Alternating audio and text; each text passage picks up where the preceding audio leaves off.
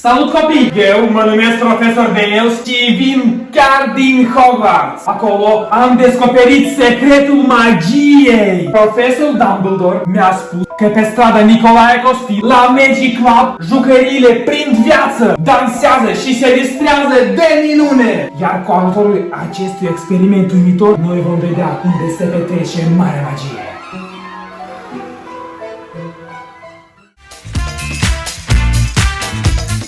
Sunt atât de fericită! Ce minune! S-a deschis Magic Club, spațiu pentru petreceri distractive, împreună cu personajele din povești și moderatori pentru copii și adolescenți.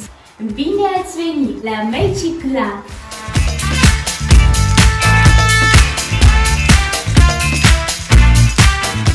Wow! Astăzi este ziua Alexei! Îmi place mult fotozona Magic Club. Aici putem face fotografii. O să păstrăm amintirile acestea pentru totdeauna. Am observat o zonă uimitoare. Camera de relaxare pentru părinți.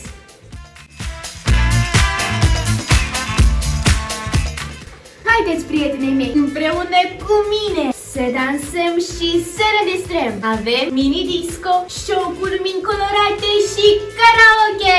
Să înceapă distracția!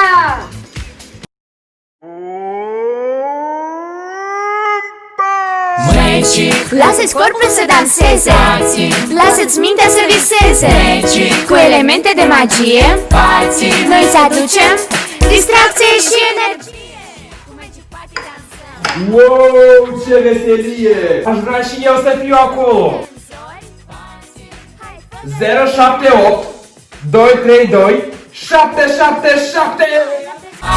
Te bucură cu prezența. Toți fanii vor striga tare.